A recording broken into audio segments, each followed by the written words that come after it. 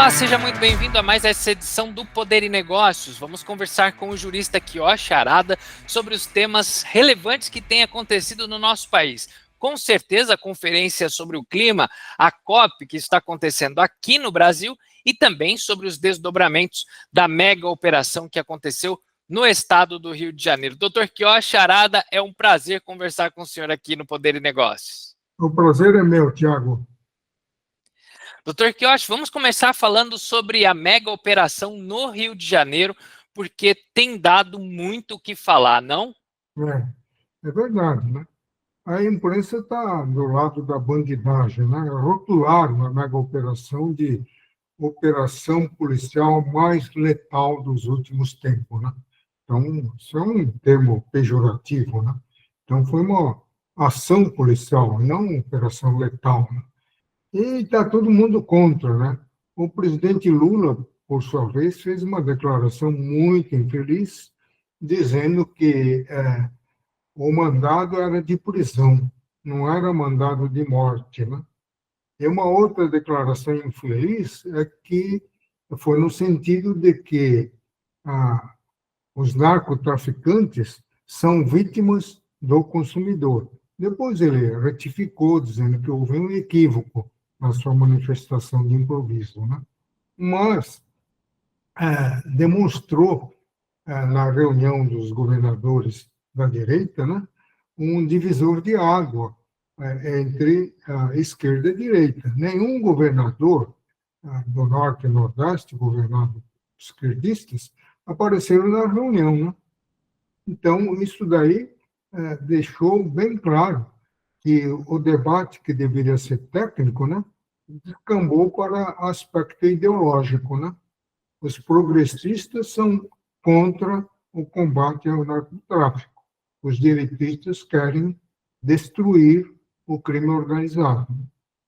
Então, mas a Trump botou um balde de água frio, né, ao meter o bedelho aqui na operação policial do Rio de Janeiro. Foi a única autoridade que manifestou votos de pesar aos familiares dos 4 policiais que tombaram no cumprimento do dever, né? Foi uma mensagem bem longa, por sinal, né? E nenhuma autoridade brasileira tocou no assunto, né? Nem mesmo aquela senhora de idade que foi abatida pelos bandidos no interior da sua residência lá no Morro. Nem isso foi divulgado pela mídia, né? Depois, o Supremo Tribunal Federal, o ministro Alexandre de Moraes, assumiu a relatoria daquele ADPF 635, que começou com Fachin, né? Ministro Fachin, que havia proibido qualquer operação policial nos morros, né, do Rio. Isso foi no contexto da pandemia, né? A pandemia passou e a proibição continuou. Então, o ministro Alexandre de Moraes cobrou do governador por que não obedeceu a decisão do Supremo Tribunal. Aquela liminar havia sido referendada pelo plenário. Por que não obedeceu? No fim, ele acabou indo até o Rio, no centro de operações da Polícia Militar, e teve uma conversa tete a tete com o governador, né, do Rio. E o governador explicou em detalhes, né, cada movimento da polícia. E o ministro parece que saiu bastante convencido, tanto é que, logo em seguida, ele determinou que a Polícia Federal abrisse um inquérito para investigar eventual ligação da organização criminosa com os agentes públicos e investigasse a fundo a questão da lavagem de dinheiro. Então, o ministro, tudo indica que ele saiu satisfeito, né, com as explicações dadas pelo governador do Rio. Até porque, né, doutor Kioshi, havia, sim, de fato, mandados de prisão, busca e apreensão. No entanto, no cumprimento desses mandados, dessas ordens, é que houve resistência por parte dos criminosos, que, inclusive, usavam roupas camufladas para ficar escondido na mata, e outros que entravam em casas onde havia pessoas do bem, como o caso da senhora, e, enfim, diversas ações que os bandidos tiveram, reações dos bandidos, que levaram a polícia a agir. A polícia não poderia simplesmente dizer, olha, você está preso sem arma, sem nada, porque eles, de fato, estavam muito armados, né? É verdade. A polícia não pode retroceder diante da resistência daqueles que deveriam ser presos, né? E o problema é que eles criaram várias trincheiras que os carros da polícia não conseguiram ultrapassar, né? Então, tivesse contando com os blindados do Exército, da Marinha, aquela trincheira seria superado facilmente, né? E talvez os 4 policiais não tivessem morrido, né? Agora, aconteceu o pior, né? Eles tiveram que apiar, né? Porque o carro da polícia não conseguiram destruir aquelas barreiras, né? Então, aconteceu um confronto entre bandidos e policiais, né? E, ao que consta, só morreram bandidos, né? E além dos 4 policiais, né? Agora, o Trump interferiu nessa briga, né? Direita e esquerda, demonstrando solidariedade ao governo do Rio de Janeiro, colocando-se à disposição no que for necessário, e mandou 20 fuzis que têm a virtude não só de localizar, como também disparar a uma distância de 800, 900 metros. Né? Então, não precisa mais chegar próximo ao bandido. Né? Então, isso daí, existem setores do governo está classificando como atentado à soberania nacional. Né? Na verdade, esses fuzis ajudam a recuperar a soberania nacional, porque parte do território do Rio de Janeiro, que pertence à nação brasileira, ele tinha sido ocupado. Os bandidos criaram um território próprio, um Estado paralelo, né? Com armamentos pesados próprios do Exército, né? Que são armamentos que a polícia do Rio não tinha. Né? Então, é um absurdo essa colocação de que houve execução sumária. Né? Agora, receber esses fuzis é um trâmite burocrático ou não, doutor? Então, está havendo uma tramitação muito burocrática, não sei se já superou, né, para ceder os peritos da Polícia Federal, né, para fazer a perícia no local, inclusive a necrópsia, né, os bandidos abatidos. Né. Agora, doutor Kiyoshi, essas situações levam muito para o que até mesmo o ex-secretário de Segurança Pública, Derrite, havia levantado como uma possibilidade de transformar essas facções criminosas em situações terroristas, né, em grupos terroristas, o que permitiria, dessa maneira, a entrada dos Estados Unidos aqui para combater essas facções. E, na visão do senhor, isso não seria o mais adequado? Não. O projeto governamental não previa classificação como organização terrorista. Eu acho que foi uma posição acertada, mas o Derrite se licenciou do cargo de secretário de Segurança para assumir a Câmara, a cadeira de deputado, e foi nomeado relator. E ele modificou essa proposta, considerando a organização criminosa como organização terrorista. Né? Eu acho que tudo que é feito no calor da paixão não é bom. Assim como o PEC da segurança pública, que também está pegando fogo, não é uma boa medida, né?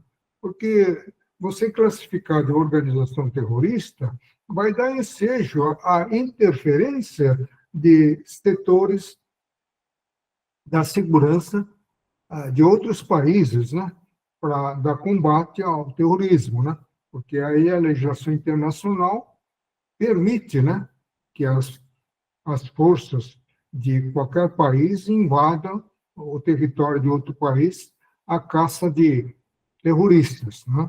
Mas isso não é bom para o Brasil, porque quem garante que uma vez, por exemplo, os Estados Unidos vier aqui com suas tropas para combater o terrorismo, e se eles não saírem mais, como é que faz, né? Então, aí está o perigo, né? Então, a pretexto de combater o terrorismo, ele pode estar mirando em outra coisa, né? Então, é complicado isso. Assim como o PEC da segurança, que não deve ser aprovado, porque aquilo lá acaba tirando o controle do governo do Estado, né? Que a segurança pública pertence ao Estado. O Ministério da Justiça e Segurança Pública não dispõe de força policial própria. A chamada Força Nacional de Segurança é a reunião dos PM dos estados, né? E depois, o ministro da Justiça e Segurança Pública, sem dúvida alguma, é um grande jurista, ele foi ministro do Supremo Tribunal Federal, um homem extremamente preparado na área do direito, mas ele manjou muito pouco de, talvez nada, de segurança pública, né? Então, segurança pública entende o comandante da Polícia Militar, o chefe da Polícia Civil, né? E não alguém que está num cargo burocrático, né? Ou melhor dizendo, num gabinete com ar-condicionado, tapete. Depois não dá para você comandar o enfrentamento da facção criminosa no Rio, lá de Brasília, né? Completamente inviável, né, doutor Quioche? Agora, é uma preocupação muito grande do Comando Vermelho ir tomando espaços que julgue de interesse deles. Por exemplo, há uma guerra entre eles mesmos, entre o Comando Vermelho e o PCC, que o Comando Vermelho quer buscar as áreas dominadas pelo PCC. É um perigo muito grande o Comando Vermelho tomar tudo isso, e mais perigo ainda porque acaba que a nação vai ficando com partes tomadas por essas facções criminosas. Você falou muito bem, falou em guerra, tá?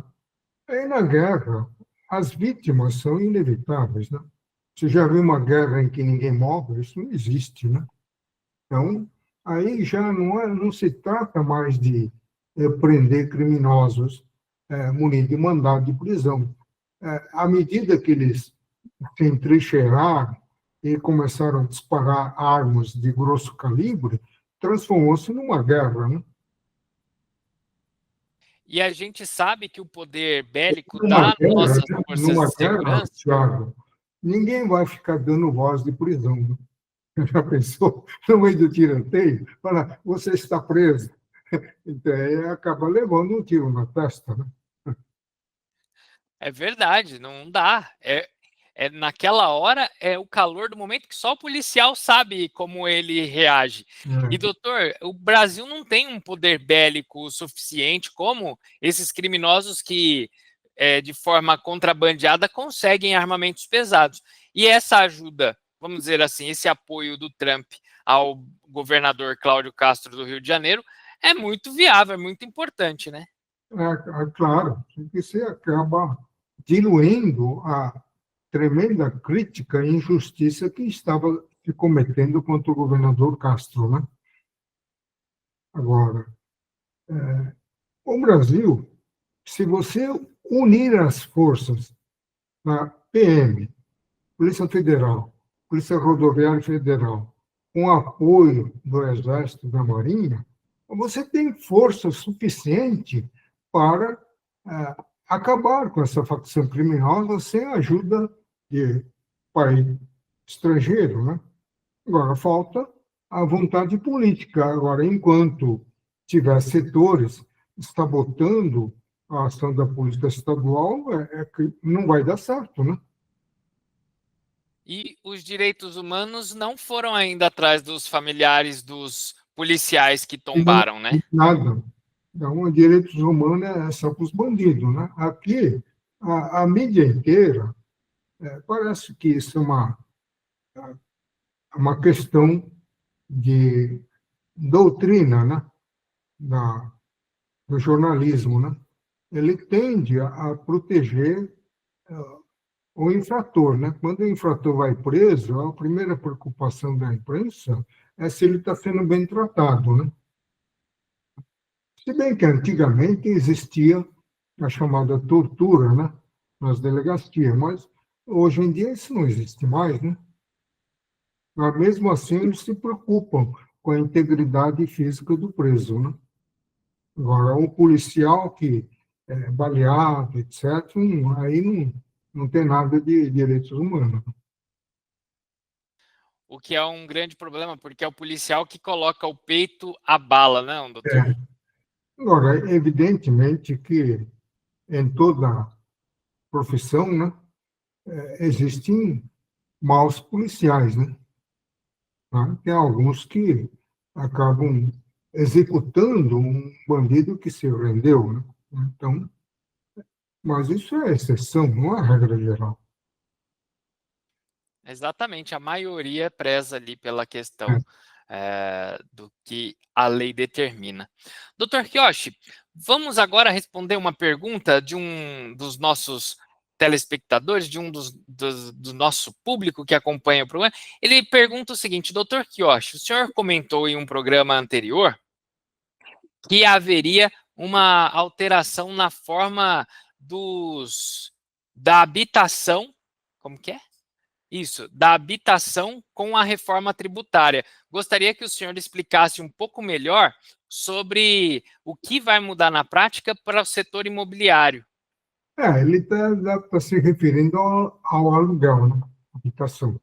Então, com a criação do Cadastro Imobiliário Brasileiro, espécie de central imobiliário que opera em todo o território nacional, todo imóvel urbano ou rural terá que ser cadastrado no Cadastro Imobiliário Brasileiro. E o imóvel é identificado por um código. Tá? Então, é possível a autoridade central monitorar cada um dos imóveis. Se você tiver, por exemplo, 3 imóveis e na declaração de ajuste do imposto de renda constar a residência em outro local que não seja nenhum desses 3, a inteligência artificial vai concluir que esses 3 imóveis estão alugados e que você está sonegando imposto de renda sobre o aluguel. Então, haverá automaticamente um lançamento retroativo com imposição de multa. Então, o cuidado que eu recomendo àquelas pessoas que eventualmente tinham emprestado um dos imóveis, ou os 3 imóveis para seus familiares, o filho, o sobrinho, etc., elaborem um contrato de comodato, revestido de todas as formalidades legais, para exatamente evitar esse lançamento retroativo do imposto de renda. E como que isso é legal, doutor? Porque o fato do imóvel não estar sendo usado, não está sendo locado, não significa que ele está. Por exemplo, eu tenho 3 imóveis, não significa que os 3 estão alugados. Eu posso ter deixado eles parados ou até mesmo cedido para alguém morar. Por que eles já vêm nessa certeza de que estão locados e não perguntam primeiro? Pois é, mas a inteligência artificial não está programado para isso, né? É um dos grandes males da inteligência artificial, porque você não consegue brigar com a máquina, né? Se fosse um fiscal físico, você argumenta, dialoga, né? Eu falei, olha, temporariamente está vago porque eu não estou conseguindo nenhum inquilino para alugar aquele imóvel. Agora, existe a chamada função social da propriedade, urbana ou rural. Você não pode comprar um imóvel e deixar sem nenhuma destinação, esperando agravamento da inflação para você ganhar nessa valorização inflacionária. Né? Então, aí você está descumprindo a função social. E outra coisa que eu deixei de responder, o reflexo no setor imobiliário, é o seguinte: quem tiver mais de 3 imóveis e auferir uma renda superior a 240 mil, automaticamente você passa a ser contribuinte do IBS-CBS, entendeu? Ou então, se você vender mais que 3 imóveis no ano calendário anterior, você igualmente é considerado o contribuinte do IBS-CBS, entendeu? Então, tem mais esse detalhe, né? Então, aí a inteligência artificial está cercando, né, de tudo quanto é lado para evitar a sonegação do imposto. Né? Agora, E aí, para se no precaver, como que as pessoas vão veículo, fazer? né, é muito comum o locador e o locatário fazer uma convenção. Eu te dou um desconto de X no aluguel, você não declara o pagamento e eu não declaro o recebimento. Quer dizer, eu próprio recebi esse tipo de proposta e falei, eu não, sou tributarista, vou ser conivente com sonegação. Né? E como se precaver, doutor, diante dessa situação? Como precaver? Por exemplo, se for uma casa de campo, na declaração de imposto de renda, é bom declarar casa sítio em tal lugar, no condomínio tal, que serve como casa de veraneio, casa de campo. E se for na praia, você coloca lá que o imóvel se destina à casa de veraneio, né? Então, aí, a inteligência artificial vai entender por que está vago, né? Na maioria do tempo, né? E se for na área urbana e tiver vago, é a questão de não ter conseguido uma locação, por exemplo. Mas mas até lá, a inteligência artificial já atuou. Aí você tem que fazer a defesa, né? Eu estou procurando alguém para alugar e não estou conseguindo, entendeu? Mas aí, mesmo assim, ele é onerado? Sim. Então, se o imóvel está vago e você reside em outro lugar, não naquele imóvel, a máquina conclui que você está sonegando o aluguel. E se tiver morando gente, mas por uma habitação que você cedeu? Mas você faz o contrato de comodato. O uso gratuito do imóvel, em troca, o comodatário paga o condomínio e paga os impostos incidentes sobre o imóvel. Né? Ah, entendi. Perfeito, doutor. O senhor respondeu a pergunta do nosso telespectador. Agora vamos falar a respeito da COP, que está acontecendo aqui no Brasil, que é a Conferência do Clima, e muita gente está querendo entender melhor o que está acontecendo, quais são essas negociações que estão rolando por lá, em Belém. Bom, essa COP30 não está acontecendo como as autoridades brasileiras estavam anunciando, né? Faltaram os principais líderes do mundo, né? Trump não foi lá, a China não foi lá. É estranho, né, que o presidente Xi Jinping não tivesse ido lá, né? E foram bastante chefes de Estado de países pequenos lá do Sudeste Asiático, né? e o restante mandaram representantes. E depois, essa COP, que existe para defesa do meio ambiente e evitar aquecimento solar, né, segundo o protocolo de Paris, né, começou mal, né, porque houve um desmatamento da mata amazônica, né, para fazer uma estrada a toque de caixa, sem licitação, para facilitar a locomoção de chefe de Estado, que acabou acontecendo em número bem menor do que o esperado. Né? E depois, faltou habitação, faltou tudo. Né? Hotéis a 15 mil reais a diária, isso daí espantou vários países da África, né? E também uma garrafa de água de 350 ml, R$ 25, né? Muito caro. E depois aconteceu outras gafes, né? A dona Janja, né, como sempre, né, ela gosta de aparecer. Ela preparou um coquetel para chefe de Estado, né? Aí ela foi lá na hora, o Lula também foi, não apareceu ninguém. Então, Lula, constrangido, ele se retirou do local, né? E depois houve assalto de um chileno e de um argentino, isso na fase que antecedeu a Copa 30, né? A pré-Copa, né? Então, dois visitantes foram assaltados com GLO e tudo, né? E depois, a última, o presidente Lula e a Janja acharam muito acanhado as acomodações do hotel e alugaram um iate. É um iate onde eles passaram a pernoitar e passear. É um iate que queima nada menos que 100 mil litros de diesel, né?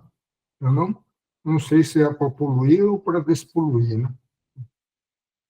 Aí fica muito difícil, né?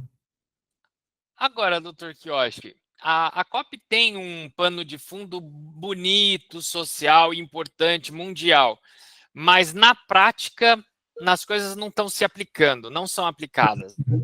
Então, o Fundo Amazonas, que todos os países contribuem, né, tradicionalmente, ele não há dados estatísticos, né, de que efetivamente contribuiu para o desaquecimento solar e preservação do meio ambiente.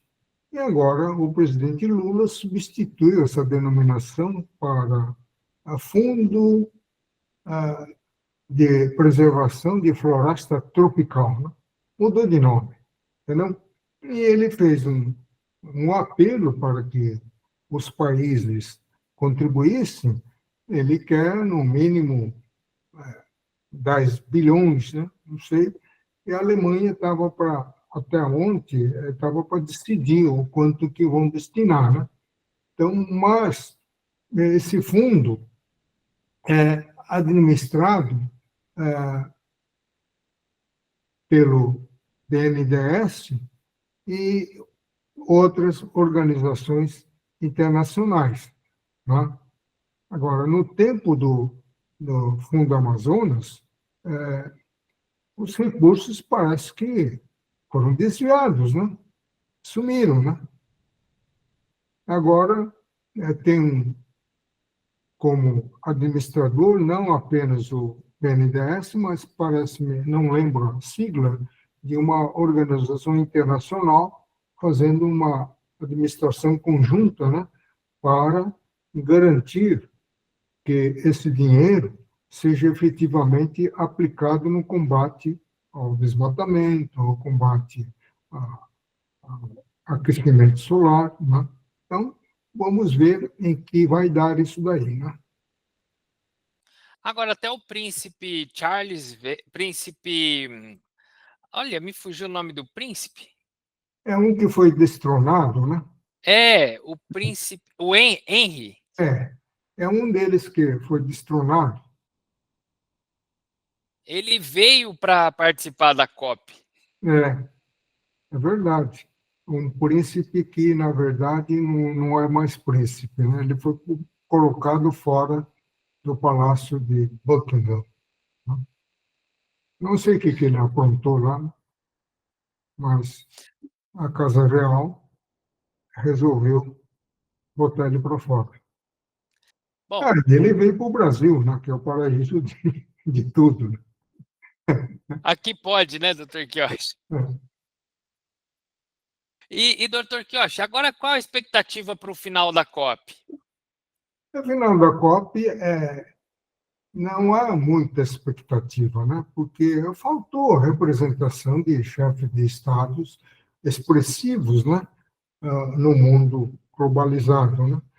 E vai ter uma declaração pífia, né? Enaltecendo o evento, né? Falando do sucesso, né?